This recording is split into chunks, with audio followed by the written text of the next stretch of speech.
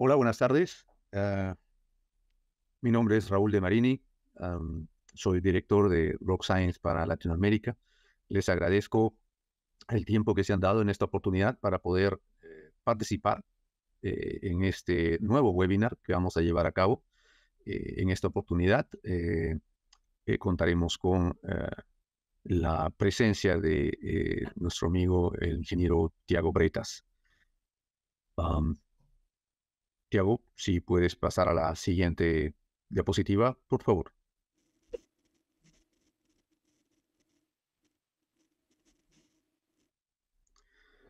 En esta oportunidad, el webinar estará enfocado en el empleo de RS2 y RS3 aplicado a presas de relave o barragens.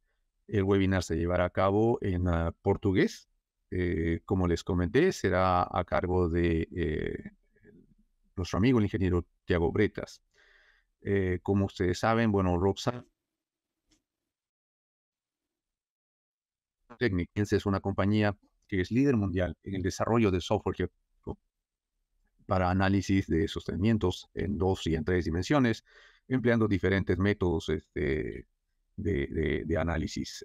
Tenemos ya más de 25 años en el mercado, lo tenemos liderando actualmente. Hay más de 10.000 usuarios a nivel mundial. Y estamos enfocados y comprometidos en desarrollar software que sea confiable y que aporte seguridad en los análisis que se hagan, en la supervisión de las obras y también el control de las obras que se hagan, tanto de excavaciones superficiales como subterráneas. Y en cuanto a la aplicación sea el sector minero y también el sector de la ingeniería civil. En esta oportunidad les dejaré a cargo el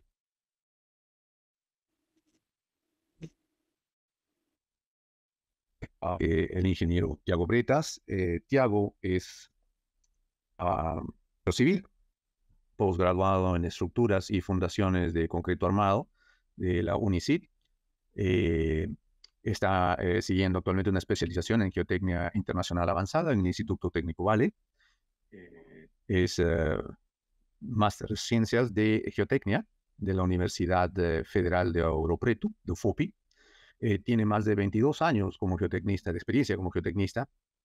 Actualmente, Tiago se desempeña como ingeniero de registro en la coordinación y desarrollo de proyectos geotécnicos y modelado numérico de presas de relaves mediante análisis determinísticos y probabilísticos, tanto en 2 como en 3 dimensiones.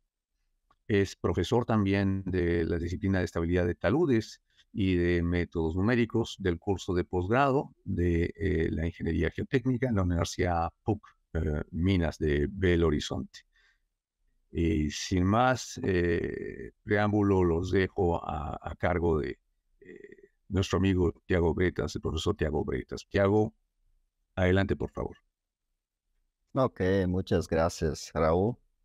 Boa tarde a todos. Muito obrigado aí primeiro pela oportunidade, né, de estar aqui falando um pouco para vocês de um assunto que eu sou realmente muito empolgado e que eu acho muito interessante, né? Então, nesse momento aqui, né, assim, muito obrigado a todos que estão aí assistindo, né? Espero que vocês gostem da nossa apresentação. E ela foi preparada realmente com muito carinho aí para a gente conseguir mostrar para vocês um pouco das possibilidades, né, de análises por elementos finitos em 2 e 3D com esse foco, né, assim, com essa aplicação aí a barragens, tá? Então, muito obrigado, Marroco Science, muito obrigado, Raul, e obrigado a todos que estão aí presentes, tá? Então, a gente vai começar falando. Eu vou começar aqui a apresentação, vou mostrar algumas funcionalidades gerais dos dois softwares, né? O RS2 e o RS3. RS é Rock and Soils e 2 e 3 dimensões, tá? Quaisquer dúvidas que vocês tiverem, vocês fiquem à vontade para colocar aí no chat. No final da apresentação, né? Caso a gente tenha um tempinho aí sobrando, a gente vai conseguir responder algumas perguntas, tá bom? Então fique à vontade para colocar as perguntas aí no chat da plataforma, tá bom? Então, beleza, vamos começar. Só uma pequena introdução, acaba que eu sempre tenho um pouco de dificuldade, que eu quero passar o máximo de coisa, porque eu sou empolgado, mas a gente vai tentar ser bem restrito com relação ao horário, né? Assim, tá todo mundo aí trabalhando, então fico muito honrado com a participação. Então, eu vou falar um pouquinho rápido, principalmente na parte 2D, que eu acho que a gente já está muito mais habituado e muito mais acostumado, né, com as análises em duas dimensões, e deixar ali para o 3D para eu mostrar um pouco, né? Eu vou abrir aqui o software para vocês, enfim, e a gente vai ter uma possibilidade de ter aí uma vamos dizer aí, uma interação um pouco maior quando o software estiver aberto. Eu vou mostrando algumas coisas para vocês, tá bom? Então, beleza.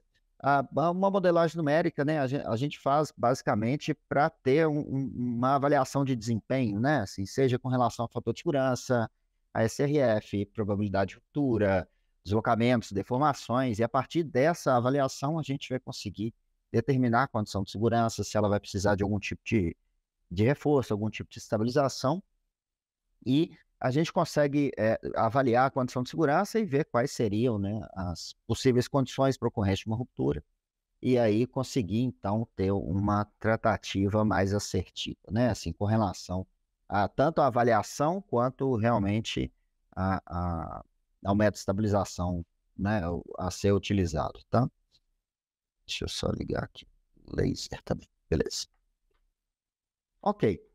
Então, para a gente fazer uma boa modelagem numérica, né, assim, principalmente nessa parte de elementos finitos, né, assim, a gente vai precisar de uma boa caracterização dos materiais para a gente conseguir determinar os modelos constitutivos que vão representar os materiais, né? Então, não adianta falar que o modelo constitutivo X, Y, Z é melhor. Não, se a gente vai usar o que for mais adequado para aquele material. Não significa que é o mais complexo que vai ser o melhor sempre, né? Então a gente vai usar o modelo constitutivo que for mais adequado. Obviamente, a gente precisa de um bom modelo geológico, obviamente, a gente precisa de uma boa geometria externa, caracterização dos materiais, corretas condições de poro-pressão, né? Método de análise a gente vai escolher. Um método de análise de equilíbrio limite ou elementos finitos. Eles são complementares, tá? Assim, não só porque os softwares calculam ali o fator de segurança através do Strength Reduction Factor, não significa que a gente vai substituir o equilíbrio limite, não significa que o 3D vai substituir o 2D, né? É tudo muito complementar, tá? Então é como se a gente fosse trabalhar com determinístico e probabilístico, né? Assim, são todos métodos complementares, né? Um acaba não substituindo o outro. E com isso a gente vai conseguindo ter cada vez mais informação, principalmente associada a barragens, né, com grandes responsabilidades envolvidas, para a gente ter boas avaliações e saber realmente qual é a real condição de segurança daquela estrutura geotécnica, tá bom? Beleza, e uma coisa que eu sempre falo, né, assim, muitas vezes a gente fica aqui nessa questão de modelagem numérica, fica só no computador, né, a pessoa fica atrás do computador o tempo todo. O primeiro passo da modelagem numérica é ir para o campo, é conhecer a estrutura, sabe assim, é ter mapeamento geológico, é você conhecer a estrutura que você vai modelar.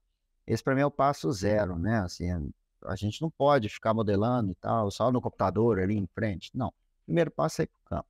O último passo é realmente voltar para trás do computador e começar, né, assim, a desenvolver aí os modelos numéricos que vão representar aquela estrutura que está no campo, tá? Então, é extremamente importante a gente nunca fazer essa desconexão, né, do campo com o escritório e ficar só atrás do computador. Eu adoro ficar fazendo modelagem numérica, quanto mais 3D, né, assim, por mim é ótimo. Mas eu não faço isso sem conhecer a estrutura, tá? Assim, em algum momento ali eu vou para o campo, eu vou em algum momento, ou em vários momentos, dependendo da estrutura, né? A gente vai para o campo, conhece, sabe, assim, é muito mais fácil vai ser fundamental para a gente ter bons resultados, a gente conhecer as estruturas. Então, beleza, depois a gente vai partir para uma campanha de investigação. A gente tem que interpretar os resultados, né? Não é só pegar as campanhas de investigação, né, de sondagens, de ensaios de laboratório, pegar os resultados, aplicar, quem dera se fosse simples assim. Tem toda uma interpretação, definição de parâmetros de resistência ao selamento e de deformabilidade, né? Então, tem todo um trabalho aqui por trás que, dependendo do caso, dependendo do material, dependendo do modelo, pode ser uma parte aqui realmente delicada e complexa, né? Assim, da gente realmente fazer uma boa interpretação e tirar bons parâmetros de resistência. E a partir exatamente dessa compilação é que a gente vai escolher o melhor modelo constitutivo para representar cada material, tá?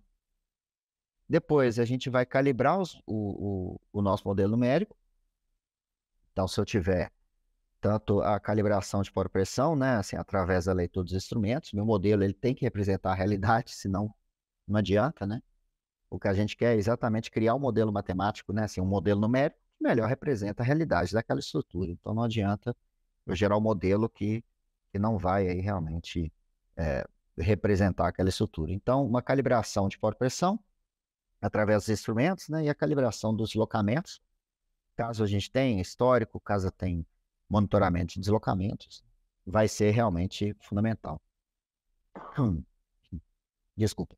E outra coisa, analisar os resultados, né, gente? Não é só que sai do software, você printa, põe no relatório. Não, tem que ter um julgamento crítico, até para você saber ali se o modelo tá dentro da expectativa, ele está representando bem aquela condição, tá? Então, assim, não adianta, isso vale para equilíbrio limite, elementos finitos, qualquer tipo de metodologia, tem que ter um julgamento crítico, tá bom?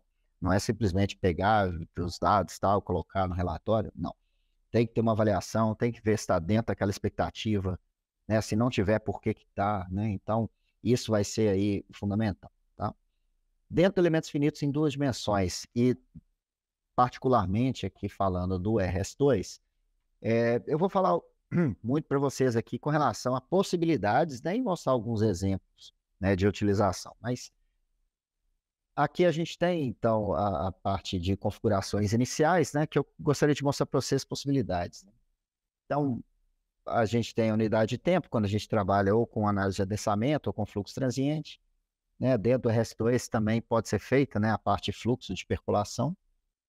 Foi recentemente implementada também a análise térmica, né, assim, que a gente consegue, então, incorporar a variação de temperatura e avaliar o comportamento do material, que pode servir também para plumas de contaminação dentro de maciços. A gente tem também análise ou plane strain ou axis simétrico, né, aquela condição de axis simetria, para, por exemplo, modelar estabilidade de poços, alguma coisa assim. Adensamento tem o acoplamento biô, desacoplado ou realmente sem a consideração do efeito do adensamento. Então, isso a gente tem também no RS2 e no RS3.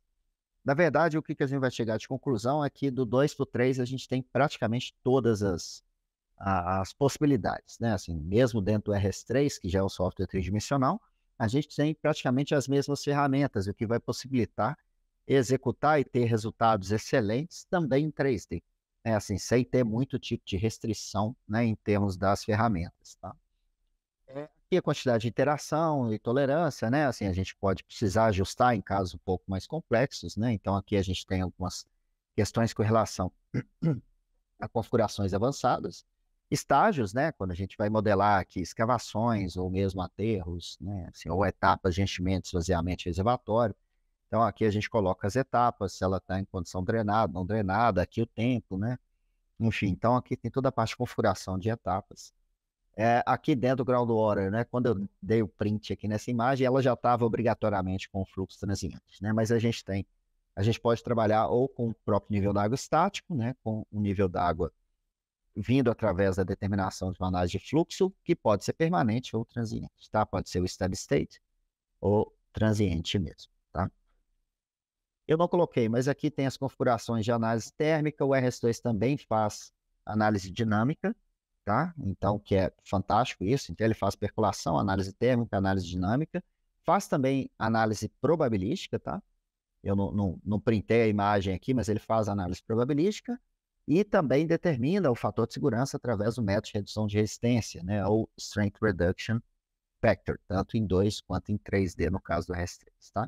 Então, a gente tem, assim, possibilidades fantásticas, né? Assim, eu sempre falo que eu tenho vontade de utilizar o RS2, eu acho que quase todos os projetos que eu trabalho em tudo, porque ele tem aplicações que são extremamente importantes, eu acho que para qualquer tipo de estrutura, né? Assim, fundações, contenções, barragem, cavas, pilhas, é tudo extremamente relevante, né? Então, daria realmente vontade da gente utilizar o elementos finitos como padrão aí para todo tipo de estrutura, né?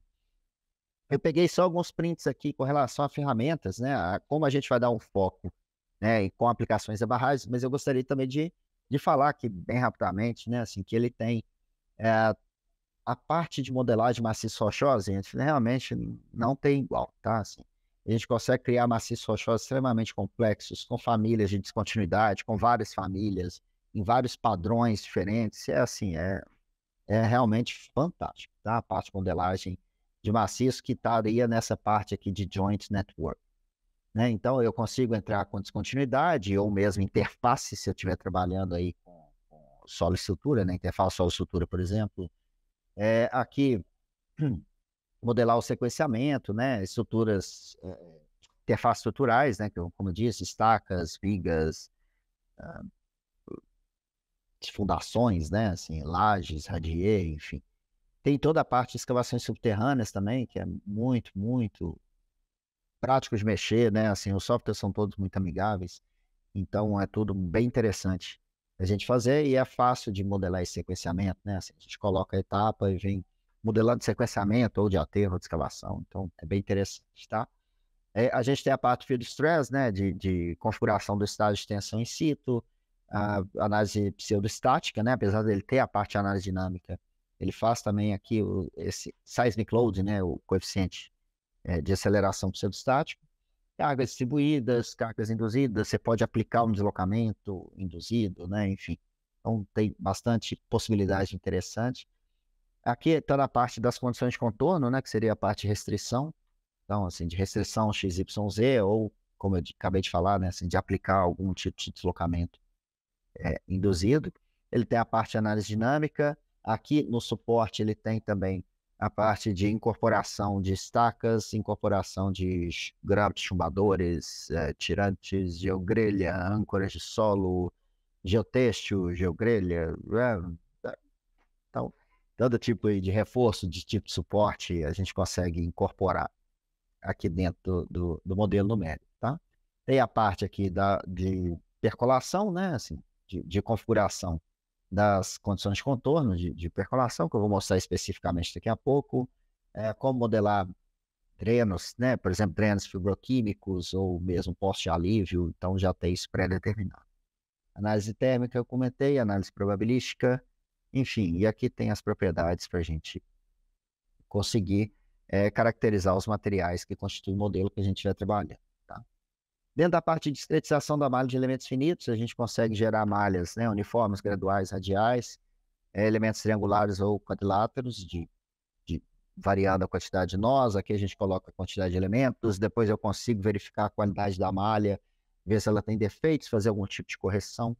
A gente consegue aplicar um tipo de refinamento em algum ponto específico, né? Assim, então eu estou numa barragem, a fundação eu quero uma malha um pouco mais grosseira, mas realmente no maciço da minha barragem, na região da drenagem interna, eu quero um refinamento maior. Então a gente consegue aplicar refinamentos específicos em algumas regiões, tá? Dentro do RS2 também, essa parte de percolação, inclusive, ela é similar ao do slide 2, né? A parte de percolação por elementos finitos, em duas dimensões. Então, a gente tem aqui como possibilidade, né, assim, de incorporar a poropressão através de uma referência, né? O nível d'água está na cota X. Eu consigo colocar também a pressão em termos de metros de coluna de água. Eu consigo aplicar um nodal flow rate, né? Uma taxa na verdade, fluxo, né? Nodal flow rate seria o fluxo que passa por um ponto específico. Então eu quero imputar, eu quero colocar como input no meu modelo que naquela drenagem interna passa X. Ou está vindo uma contribuição de um sistema de drenagem, né, assim, transversal à nossa seção que está chegando tanto. Eu posso aplicar esse tipo de condição de contorno, falando que naquele ponto ou naquela região, o fluxo que passa é de X. Então, isso é muito interessante nesse caso que eu estou falando, onde a gente tem drenos, por exemplo, que chegam na nossa seção, né, assim, seção transversal, enfim, chega tanto de vazão, né, de fluxo. E quando a gente coloca um valor negativo aqui, por exemplo, eu estou aplicando exatamente um sistema de bombeamento, que inclusive eu vou mostrar para vocês um caso real, né, de simulação de bombeamento aqui, né, no RS2, tá? Então, eu coloco a vazão da minha bomba como um valor negativo, então ele remove daquele ponto ou daquela região do meu modelo aquela vazão. Tá? Então, a gente consegue fazer isso e aí a gente vai calibrando, né, para a gente ajustar o cone de atuação daquele poço a partir do resultado dos instrumentos em campo. Né? Assim, a gente vai calibrando o modelo, que isso é bem interessante. E também vai servir para a gente verificar se um poço naquele ponto específico ele vai surtir o efeito esperado ou não, né? A gente tem também a condição de contorno aqui de zero pressure, ou poro pressão mesmo, em KPA diretamente, e infiltração, né? Assim, eu vou simular um efeito de uma chuva específica e quero ver como que isso responde, se isso gera algum tipo de lençol suspenso, se isso altera ali a minha condição freática, enfim. Então, a gente tem muita possibilidade. Dentro aqui do transiente, né, igual eu falei, infiltração, por colocar infiltração, eu coloco a minha curva de chuva. Tá? Eu posso colocar a minha curva real, inclusive. Eu quero uma chuva de 24, 48 horas. Eu pego a curva real, aplico como taxa de infiltração. Só lembrando que é infiltração, não é precipitação, né? Precipita uma quantidade e infiltra outra, né? Aqui dentro do software a gente vai entrar com a taxa que realmente está infiltrando dentro do maciço. Mas tem análises assim muito, muito interessantes com isso, né? A gente realmente conseguir verificar se uma chuva de 24, 48 horas é capaz de gerar pressões a ponto de reduzir drasticamente o fator de segurança ou não. Se, por exemplo, o que eu já fiz algumas vezes e é bem legal, né? Você tem um dreno de fundo e, por exemplo, uma barragem ou uma pilha, né? Você coloca chuva e vê se aquilo vai impactar, né, na sua drenagem de fundo ou não, ou qual a chuva necessária para começar a impactar na sua drenagem de fundo. Então, assim, gente, tem muita possibilidade legal, tá? Muita mesmo. Assim, a gente, como eu disse, é aplicável assim, para praticamente todas as estruturas, praticamente todos os projetos. A gente vai ter aplicações bem interessantes aí com elementos finitos, tanto em 2 quanto em 3D, né? Com relação aos modelos constitutivos que tem implementados aí no RS2, a gente tem desde os mais simples, né, elastoplásticos. Dentro do próprio elastoplástico, a gente pode promover aqui uma função não linear, né, de variação da rigidez desse material. Eu vou mostrar, por exemplo, exemplos aqui. Ó. À esquerda aqui a gente tem, usando o RSdata, que é um software da Rock Science, que vai ser fantástico para a gente fazer a calibração de alguns modelos constitutivos. Ó. Aqui no fundo, as curvas, né, que são mais coloridinhas aqui, são realmente os dados dos ensaios. Né? E aqui de vermelho, eu coloquei de vermelho para chamar a atenção, o modelo constitutivo que você está usando. Então, é interessante você ter a sobreposição do modelo constitutivo que você está usando com os dados do ensaio para saber se está válido ou não. Né? Aqui, no caso, eu estou usando elastoplástico com o modo de elasticidade não variável. Então, a gente vê que a inclinação aqui, independente da tensão confinante, a inclinação é a mesma. Né? Então, a gente consegue, pelo menos, visualizar, né, se aquilo que a gente está considerando no modelo é realmente condizente com o comportamento real do material. Né?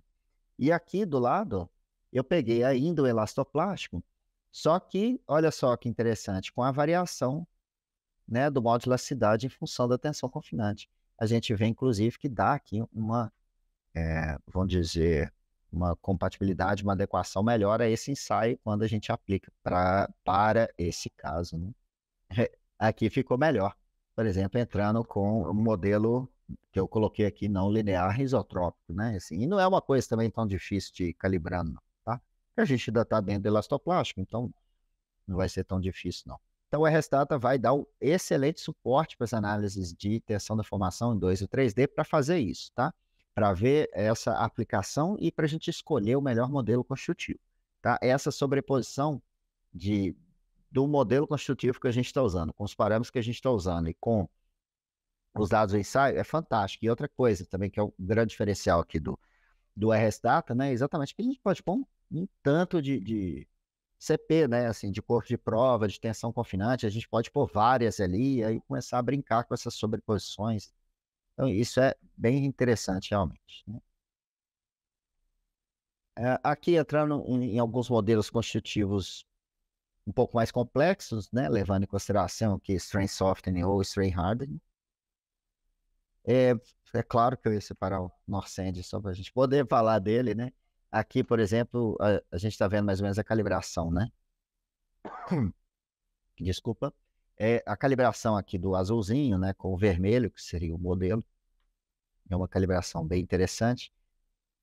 É muito difícil a gente calibrar para todos os CPs, porque o parâmetro de estado ele varia muito do material, dependendo do estado de confinamento dele. Mas é muito interessante, tá? Assim, a gente conseguir colocar vários e vários e vários CPs aqui e a gente vai mudando, né? Assim, os parâmetros e aí vai vendo o resultado na hora, né? Então a gente consegue, inclusive, ver vamos dizer, a sensibilidade de cada um daqueles 12, 13 parâmetros do Norcend lá, né? Para a gente conseguir calibrar e ter bons modelos, né? Aqui, por exemplo, ó, tem 3 modelos constitutivos. A gente está vendo a comparação, né, de 3 tipos de modelo constitutivo, todos de Canclay, né? Então, aqui a gente está vendo 3 ao mesmo tempo, tá? E com boas similaridades, né? Então, é muito interessante a gente ter a possibilidade de ver, né? Assim, de verificar realmente essa compatibilidade e adequação do modelo constitutivo, né? Dentro da parte de permeabilidade, né? Assim, a gente tem para o fluxo transiente aqui, né? As permeabilidades, a anisotropia, a curva característica, né? Se você tiver ensaio, você pode entrar com a curva do seu ensaio, enfim. A gente tem tudo aí para balizar, né, as nossas análises, para que as nossas análises sejam realmente bem confiáveis, tá? Vou pegar alguns casos, tá? Todos reais. Se não for real, eu mudei alguma coisa só para vocês não identificarem onde que é. São todos baseados em fatos reais ou muito, muito, muito próximos disso, tá? Então, aqui, por exemplo, a gente tem uma barragem e aqui no fundo a gente promove, por exemplo, uma escavação, né? Então, qual seria o passo a passo? Por exemplo, para fazer uma modelagem aqui no RS2, né? A gente importa o modelo, por exemplo, do XF ou do Slide 2, ou tira uma seção do RS3, né? Define os parâmetros de resistência de cisalhamento, deformabilidade, ou seja, e de permeabilidade, né? Ou seja, a gente escolhe os modelos constitutivos, cria os materiais, aplica os materiais aqui e vai fazer a modelagem do sequenciamento, tá? Depois a gente discretiza a malha de elementos finitos e coloca as condições de contorno, ok? Então, aqui, por exemplo, ó, vamos dizer etapa 1, 2, 3, 4, 5, 6, 7, 8, 9, 10. Coloquei algumas, não coloquei todas, não? Tá? Da região de escavação aqui, a montante dessa estrutura, tá? Dentro dos resultados, né, do elementos finitos, o que eu posso tirar de informação de um modelo numérico, né, de elementos finitos? Então, eu coloquei aqui as possibilidades que a gente tem, algumas delas, né, de ver tensões efetivas, de ver tensões totais, deslocamento, deformação, zonas plastificadas, né, deformação elástica, deformação plástica, toda a parte por pressão. Assim, então, aqui eu quis deixar assim, possibilidades em termos de resultado. Acaba que a gente tem também como customizar, né? Aí eu quero determinar, por exemplo, a relação PQ. Então, eu coloco lá, eu crio uma função PQ, ele me mostra o que eu quero, sabe? Assim, eu posso entrar com a função que eu quiser, enfim, e ele vai mostrar os resultados, tá? Então, aqui é só mostrando. É claro que são muitas etapas, então eu não vou ficar mostrando as de todas, mas vamos dizer que a imagem de cima seria a etapa inicial e a de baixo é a etapa final, né? Então, aqui, inclusive, vou só dar um zoom aqui. Um pouquinho de vai dar para ver. Então, SRF 1.79, né? Então, para esse caso, a gente está com o fator de segurança, né, para a etapa final aqui de 1.79, tá? Então, a de cima é a etapa inicial, de baixo é a etapa final, a gente está vendo tensões verticais efetivas. Aqui a gente está vendo zonas de plastificação e o que é interessante, inclusive, a gente vê até pelo padrão de cores, né? Assim, a gente tem regiões que foram plastificadas mesmo antes das obras, né? Que elas já estavam plastificadas e depois eu consigo isolar o efeito daquela escavação, o efeito daquele aterro. Então eu consigo ver isso, né? Assim, o que a minha obra está induzindo além do que já estava, né, como estado lá atual daquele maciço, né? Então aqui eu estou vendo as zonas de plastificação, algumas plastificações aqui para cisalhamento, mas a gente tem que ver o modelo constitutivo, né? Se eu tiver no modelo elastoplástico aqui, por exemplo, eu não vou ter perda de resistência pós-fibra, né? Mas, enfim, então aqui é a zona de plastificação, ou por tração, ou por cisalhamento. Aqui deslocamentos, né? Então, em cima a etapa inicial, eu zerei os deslocamentos da etapa inicial. Para quê? Para eu poder comparar, né, assim, todo o meu deslocamento com a etapa inicial, né? Assim, eu crio referências, né? Então, eu zerei tudo que aconteceu de deslocamento antes para eu isolar o efeito da minha escavação, né? Assim, propriamente dito aqui, e conseguir ter uma avaliação mais interessante, né? Então, aqui, deslocamentos verticais. Como a gente está tendo um alívio, né? Assim, aqui dá um deslocamento acumulado, né? Vertical até ascendente. Aqui eu tenho deslocamentos horizontais, né? Nessa escala que está aqui, né? A referência, na verdade, as cores frias, né? São deslocamentos horizontais negativos para a esquerda e as positivas para a direita positivos, tá? Então, aqui eu estou vendo então, os deslocamentos, isso eu posso ver, obviamente, em cada etapa, tá? E deformação volumétrica eu acho interessante, porque como a gente está num caso aqui, né, de promovendo um alívio, né? Eu acho interessante a gente ver o tanto que a gente está promovendo aqui de variação volumétrica desse material ocasionado pelo alívio de tensão da escavação, tá? Aqui eu fiz uma simulação, né, de como se eu estivesse instalando alguns inclinômetros, né, para a gente ter expectativa, né? Isso aqui é um modelo numérico, vamos dizer, numa etapa de projeto. Então, gente, a gente cria uma expectativa dos deslocamentos, que isso é fantástico, né? Assim, para quando você realmente tiver os seus instrumentos em campo, você tem uma expectativa de deformação, expectativa de deslocamento, né? Assim, você pode ter o melhor sistema de monitoramento do mundo com os equipamentos mais modernos, mas é extremamente importante você ter uma expectativa se aqueles deslocamentos que estão ocorrendo no campo estão dentro de valores aceitáveis, né? Então, o modelo numérico ele vai ser bem interessante para isso, né? Cada linha dessa é uma etapa executiva, ficou super pequenininho de ver, mas aqui em cima, então, eu tenho deslocamentos do inclinômetro, né? O inclinômetro 1, inclinômetro 2, cada etapa executiva. Então, eu estou numa etapa X aqui na obra. Eu vou ver se a resposta do meu inclinômetro em campo está batendo com o modelo numérico, né? Para eu saber se está dentro aqui de uma expectativa, né? Se for uma etapa de verificação, eu vou aproveitar essa etapa exatamente para fazer uma calibração do meu modelo numérico, tá? E aqui embaixo eu tenho como se fossem marcos superficiais.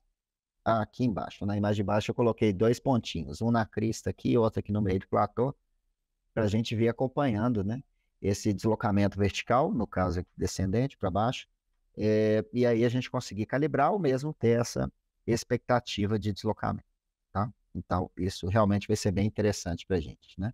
Consigo ver aqui excesso de poropressão, toda a parte de percolação mesmo, né? Assim, consigo ver a linha de fluxo, a rede de fluxo completa, né? As equipotenciais de perda de carga, as linhas de fluxo, com os vetores, fica bem interessante da gente ver onde que está realmente a concentração de fluxo, se ela está passando em algum caso, enfim. Então, a gente tem muita possibilidade interessante. Nesse caso aqui, a simulação de uma descaracterização de uma barragem, também com uma etapa de alívio, né? Então, de uma remoção gradual dessa estrutura, né? Vindo lá do topo até a remoção completa, tá? Então, mesma coisa, eu estou com o nível d'água alto, depois eu vou começar a promover essa escavação, né? Assim, zonas de plastificação, eu vou conseguir ver se eu estou induzindo plastificação em algum ponto. Então, isso é interessante, porque eu tenho que verificar, né, principalmente nas regiões plastificadas aqui, se eu estou usando um modelo constitutivo que representa o comportamento material, né? Se o material apresentar um comportamento de stress softening, né, assim, meu modelo tem que representar isso também, né? Eu separei só alguns videozinhos, vamos ver se eu consigo passar aqui. A imagem talvez não vai ficar das melhores aí não, mas só para ilustrar mais ou menos, né, assim, esse sequenciamento, né? Aqui no caso a gente está vendo o deslocamento total, tá? Mas eu posso ver qualquer informação aí, né, assim, ao longo desse nosso modelo, tá? Assim, cada etapa, deformações geométricas, deformações cisalhantes, né, que é bem interessante, se aquela escavação ali, se ela começar a ficar um pouco desigual ou por algum motivo ela começar a induzir tensões cisalhantes em algum ponto específico, né, assim, da gente poder estar gerando talvez bandas ali, né, se elas começarem a se conectar ali, né, a gente pode gerar ali bandas, zonas, né, de cisalhamento, tá? E aqui, só para variar, né, assim, a gente vê de escavação e agora eu coloquei aqui etapas de descaracterização, por exemplo, relacionadas ao reforço. E aí, o que eu fiz? À esquerda aqui estão os resultados utilizando parâmetro de resistência não drenado convencional, né, Vertical Stress Ratio, e aqui à direita uma calibração com Norcent, tá? Então, só para a gente ver, assim, primeiro passo, né, assim, visualmente a gente vê que muda, né, assim, muda a distribuição, olha só a distribuição de tensão, como é que muda completamente. as zonas de plastificação mudam, né? Assim, as deformações volumétricas mudam. Então, é interessante a gente comparar os dois. O Norcend é melhor? Não. O Norcend, ou o Vertical Stress Ratio, ou o Morcolombo, que seja, enfim, ele pode ser melhor para aquele modelo específico. Ele é melhor sempre? Não, ele não é melhor sempre. Eu vou entrar com o modelo construtivo que seja o mais representativo do meu material, ok? Inclusive, para modelagem numérica, né? Assim, a máxima aí de modelagem numérica é menos é mais, né? Então, assim, eu vou escolher o modelo construtivo mais simples possível que representa o comportamento do material, tá? Então, eu vou usar o modelo adequado. Eu não vou usar ele porque está na moda, não vou usar ele porque é bonito, eu vou usar porque ele é o mais adequado, tá? Então, aqui a gente tem, eu peguei como se fosse a simulação de inclinômetro, né? O Vertical Stress Ratio Norcend, os resultados, né, dos gráficos ficaram pequenininhos. E esse gráfico central aqui, eu fiz só uma diferença, né? Assim, o Norcend em azul, o Vertical Stress Ratio em laranja. Só comparação, né, da mesma obra, vamos dizer assim, de descaracterização, só variando o modelo constitutivo, tá? Nesse caso aqui, o Norcend indicou, por exemplo, deformações ligeiramente menores para esse inclinômetro, né, nesse ponto. Inclusive, no caso do Norcend aqui, ele indicou um fator de segurança ligeiramente inferior por SRF, né? Mas a gente consegue aí fazer essa comparação, né? Que fica bem interessante. Tá? Aqui em termos de deslocamentos, mesma coisa, comparando só os resultados de um possível inclinômetro aí. Nesse inclinômetro aqui de baixo, inclusive, não deu diferença. Mas por que não deu diferença? Porque eu apliquei o Norcend só nessa região do overflow aqui de trás, tá? Então, nessa região de maciço aqui, não teve interferência do modelo construtivo. Ok, fato, era isso que eu esperava, era isso que eu gostaria de ver. Tá? Então, é isso que eu estou falando, assim, o que é bem interessante, né, é exatamente isso, assim, de ver a comparação dos modelos, né, assim, e ver se está dentro daquela expectativa, tá? Beleza. Então, mesma coisa. Aqui eu vou ver aí os resultados de SRF, enfim, vendo se eu tenho, olha, algumas regiões, né, de cisalhamento aqui no pé, algumas cunhas um pouco mais globais, e aí eu vou fazer a verificação disso junto, né, com equilíbrio limite, né?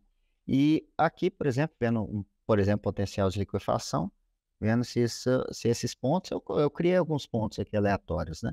Que eu estou vendo pelos gráficos, onde são as maiores pontos de concentração dentro do meu rejeito, que é suscetível com essa parte de trás, se ela vai ficar realmente abaixo, né, da linha de estabilidade desse material. Ficando abaixo, a gente tem aí a expectativa de não ocorrer a liquefação, tá? Pegar um vídeo aqui do SRF e a gente vai ver quase que um filmezinho, né? Eu liguei aí a malha deformada, então a gente já consegue ter uma expectativa. Gente, ligar a malha deformada e ligar esse videozinho do SRF, já tem mais ou menos a expectativa de como a estrutura se comporta, sabe? Então, dá para ver aqui, por exemplo, que ela tem deformações bem altas, né? Ou seja, essa estrutura suporta deformações um pouco mais elevadas. Isso é bem interessante para a gente. Aqui, no caso, uma análise de construção de uma barragem, né, assim, com fluxo transiente relativo ao enchimento reservatório, né, só para ver também possibilidades. Ó. A gente constrói, olha só o reservatório aqui subindo, né, a gente está vendo a montante, e depois ligando o SRF, olha só, a gente vê certinho o modo de falha, é quase que um filme aí da possível ruptura, tá? Então, isso é muito interessante para a gente entender, né, assim, o tipo de como que a estrutura está se comportando e tal. Então, esse tipo de recurso vai ser bem interessante, né? Aqui, por exemplo, no caso de uma estrutura sem poço de bombeamento, né, então tempo 0, 3 e 36, promovendo a escavação. A linha rosa aqui indica a linha freática, tá? À medida que eu vou escavando, obviamente, ela vai tendendo a acompanhar, né? Assim, ela vai descendo, não com a mesma velocidade, né? Mas ela vai descendo e acompanhando a escavação. E aqui eu fui calibrando, né, um poço. Então, eu coloquei um poço, apliquei aquele nodal flow rate negativo e fui calibrando aqui para a gente ver mais ou menos o cone de atuação dele. Tá? Então, 3 meses depois, a gente vê que ele já deu uma abaixada boa e depois eu fui direto para a etapa final com 36, tá? Mas então a gente vê mais ou menos a resposta e aí eu vou calibrando, né? Assim, o tanto para bater com os meus instrumentos, que aí eu vou ter o modelo numérico calibrado, show de bola. Aí eu vou conseguir analisar as deformações que são previstas, né? Assim, as deformações, enfim. Depois que eu estou com o modelo calibrado, eu posso talvez estudar a aplicação de outro poço em outro local, enfim. Mas é bem interessante isso. E agora entrando aqui no 3D, como eu disse, a gente tem praticamente as mesmas funcionalidades, né? Assim, acoplamento, condensamento, as configurações todos, os modelos constitutivos são praticamente os mesmos também, né? Eu coloquei aqui para vocês só para ver que realmente o fato de ter uma análise tridimensional, a gente não vai ter perda nenhuma em termos de parte técnica, tá? Então isso vai ser muito, muito importante para a gente, tá? Em termos de malha de elementos, malha gradual, malha uniforme, elementos tetraédricos aqui de 4 ou de 10 nós, tá? Então coloquei alguns tipos de configuração da malha de elementos finitos, sim. E aqui são algumas imagens. Aqui eu vou abrir esse modelo já, né, dentro do RS3. A gente entra com a geologia, depois entra, faz a discretização da malha, né, aplica os materiais e tudo. Coloca as condições de contorno de percolação e as condições de contorno, né, de restrições com relação a deslocamentos para o estudo de extensão da formação. Tá? A gente aplica tudo. Uma coisa que é muito útil, né, assim, focada aí na parte de barragem, é realmente você gerar um fluxo tridimensional, tá? Então, isso é muito interessante, desde que o programa não é mágico, né, mas desde que eu tenha como incorporar as condições de contorno nas laterais do meu modelo. Né? Assim, não adianta colocar só a condição de contorno reservatório se você tem um fluxo lateral. Então, tem que colocar, sabendo, né, dessas condições de contorno laterais, é só colocar no modelo e ele vai rodar a rede fluxo. Tá? Então, isso é muito interessante. Né? Assim, eu fiz um que é desse caso aqui, com e sem uma condição de contorno nas laterais, para a gente ver o que isso mostra para a gente resposta de uma superfície freática, tá? Ao invés de gerar análise de percolação completa, eu separei só a freática, só para vocês verem a diferença, tá? Aqui está o resultado, por exemplo, em termos de deslocamento total. Nesse caso aqui, eu tirei as etapas, coloquei a etapa única só para mostrar aqui. Mas, então, deslocamento total, aqui eu posso tirar seções também, ver internamente, né, dentro do modelo 3D, né? Eu posso tirar seções, jogar para RS2, enfim. Então, a gente tem aí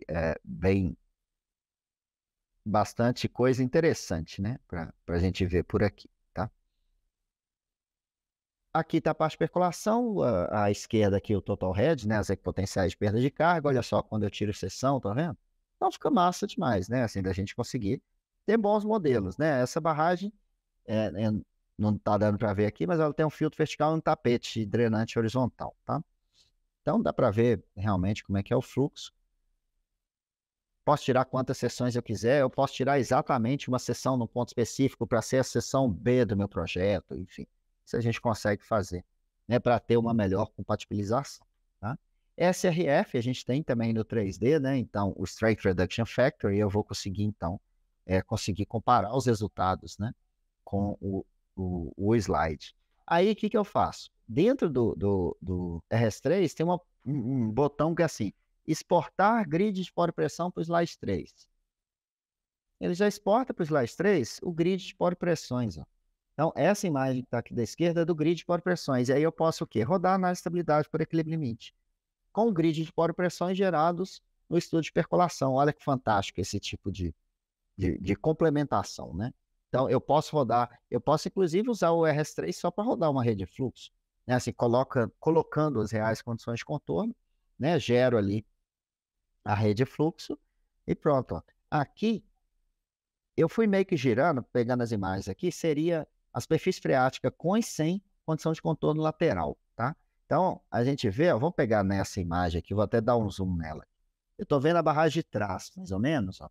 E olha só, quando eu coloco lateralmente a condição de contorno, ele mostra aqui, né, assim, um fluxo lateral. Isso aqui é como se fosse o ponto de poro pressão zero, tá, gente? Eu deixei uma malha bem grosseira aqui, né? Só para rodar rápido aqui para mostrar, mas ele mostra certinho, assim, essa questão desse fluxo em ombreira e do que isso vai ter impacto, né? Então eu vejo certinho o fluxo vindo pela ombreira e sendo direcionado diretamente para o tapete drenante na região central, tá? Então, é bem interessante. Mas depois com o grid, eu posso entrar dentro do slide 3 ou com o grid, né, ou com a superfície freática, tá? Eu posso entrar com os dois. Mas entrando com o grid, melhor ainda. Eu acho que eu vou ter, inclusive, um pouco mais de precisão. Aqui, então, no slide 3, eu estou vendo a minha cunha. Esse base cohesion, eu estou vendo que eu estou interceptando materiais diferentes. Então, a base da cunha aqui, ela está pegando materiais diferentes, né? Então, nessa região aqui, ela está interceptando materiais. Eu fiz aqui uma sobreposição, né? Assim, de uma seção específica no 3D, né? No slide 3 e no RS3, ó. Então, só para ver aqui, onde o slide 3 mostrou a cunha de ruptura, eu vejo que é, né, realmente onde estão as maiores tensões cisalhantes, né? Então, os resultados estão bem compatíveis aí, tanto em termos do SRF, quanto em termos do SRF por elementos finitos, comparado, né, com equilíbrio limite em 3D, tá? Só pegar aqui, ó, esse é o RS3, tá? Então, eu tenho aqui os resultados de elementos finitos, tensão da formação em 3D, tá? Então, só um minutinho aqui. Beleza. Aqui à direita, vocês não estão vendo, está exatamente atrás de mim. A gente tem possibilidades. Aqui a gente está vendo deslocamento total, tá? Só para vocês terem uma ideia. Se eu ligar, por exemplo, a seção, liguei uma seção central aqui, aí eu estou vendo deslocamentos. Olha só como é que é. Tranquilo. Lá. Naquela seção que eu fiz, eu estou vendo aí os deslocamentos totais, tá? Eu posso criar outra seção onde eu quiser, aquela está mais ou menos na região central, né? Então, se eu quiser recalques, por exemplo, né, deslocamentos no eixo Z, eu coloco aí, a gente consegue ver, né, os recalques estão aí. Na apresentação, mesma coisa, eu posso ver também em termos de seção. Olha lá, aqui estão os recalques da estrutura em termos de seção, né, ou realmente no 3D. Aqui eu vou mostrar para vocês cadê aqui? Máximo shear strain. Então, para a gente ver os resultados do SRF. Então, aqui está mostrando o fator de segurança de 1,75. Eu vou só mostrar aqui o SRF. Olha lá. As maiores, então, aqui eu estou mostrando shear strain, né? Então, as máximas deformações cisalhantes, que estão correndo no pé da barragem, né? Então, que é exatamente, olha só como é que, aqui na vista superior, né? Como é que eu vejo realmente que ela pega uma parte aqui do reservatório, né? Assim, uma parte da crista, mas ela se desenvolve realmente de uma maneira global, né? Eu estou vendo que elas vão aqui até o pé da barragem, né? E se eu olhar aqui em termos de seção, eu também consigo. É aquela imagem que estava na apresentação, inclusive. Estou vendo aqui que as maiores deformações cisalhantes estão passando por aqui, nessa seção específica, né? Então, isso aí vai ser bem interessante para a gente, né? Eu posso também, né, com relação a uma percolação, ó, vamos gerar um total head aqui.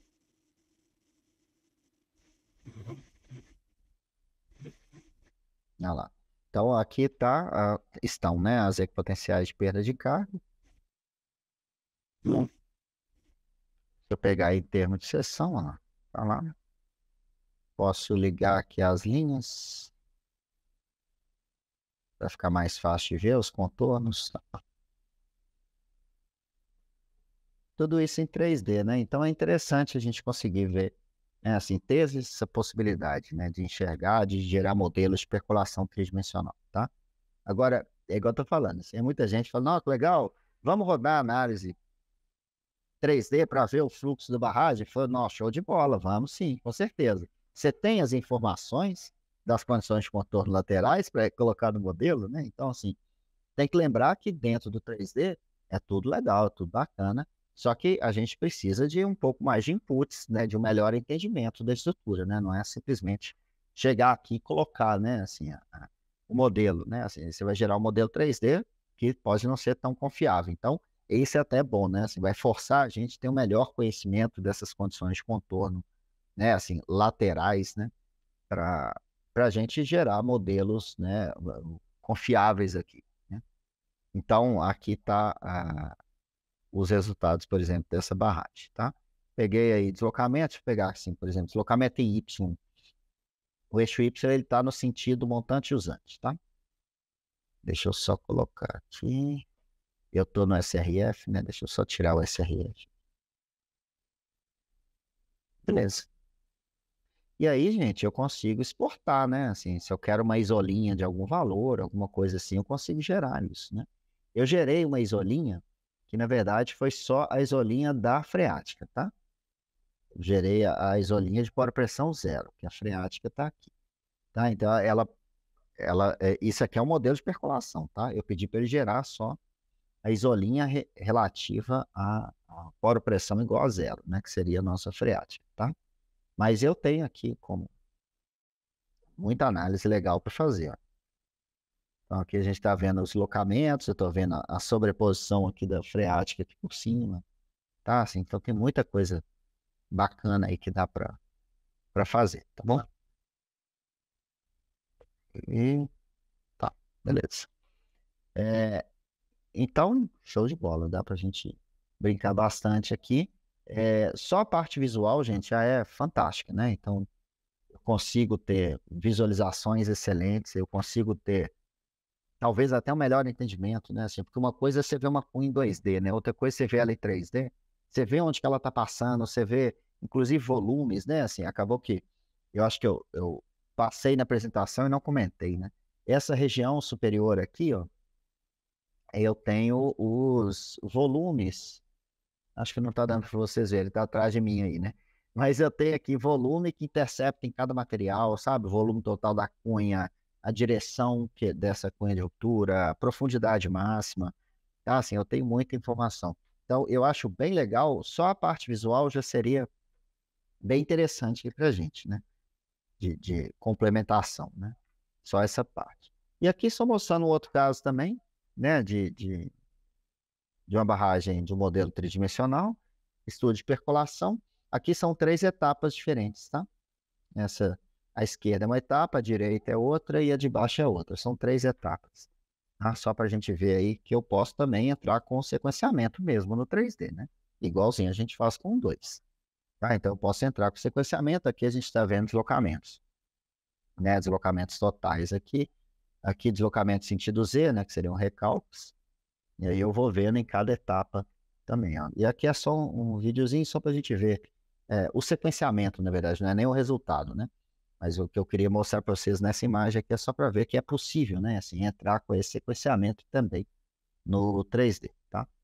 Então, seja aí no caso de um alteamento, seja no caso de uma descaracterização, né? Assim, eu consigo entrar com todo esse faseamento executivo, com todo esse sequenciamento executivo também em 3D. Isso aí não vai ser nenhum tipo de limitação aí pra gente, tá bom? Beleza, faltam 5 minutinhos aí pra gente finalizar.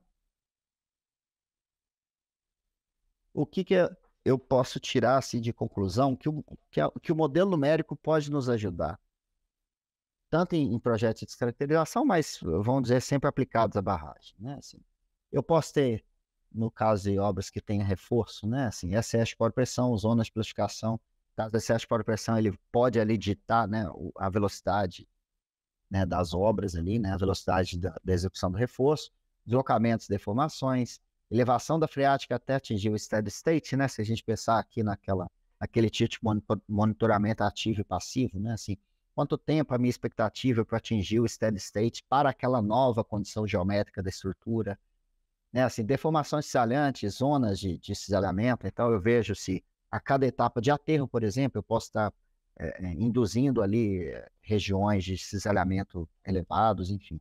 E com isso ter também uma melhor avaliação, né? E níveis de controle dos instrumentos, tá? Então, eu consigo ter uma expectativa, né? Tanto de instrumentos de medição de pressão, quanto instrumentos de monitoramento de deslocamento, tá? E eu consigo estabelecer esses níveis de controle, tá? Ou uma expectativa, né?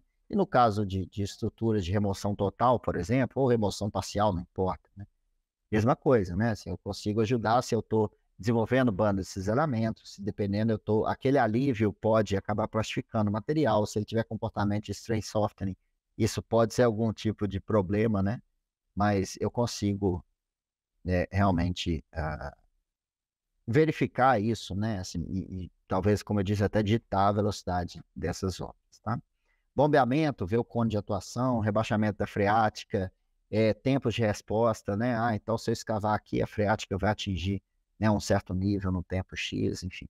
Então a gente tem aí bastante possibilidade, tá? Então é bem interessante, é bem útil e seria muito bacana da gente utilizar cada vez mais os estudos de extensão da formação, não só quando eles são requeridos pelo cliente, mas também a gente ter a proatividade de ter análises mais confiáveis, tá? Então, isso é realmente bem interessante. E, no caso do 3D, realmente pode ser que eu tenha respostas que é só o 3D que vai me dar. Assim, essa questão de fluxos laterais, quando eu tenho algum tipo de assimetria, uma barragem muito encaixada no vale, enfim.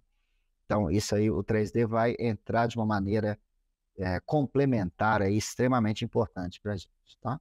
Então, tá aí. Vamos ver se a gente tem algumas perguntas aí. A gente tem mais uns 2, 3 minutinhos e ver se a gente tem mais algumas perguntas.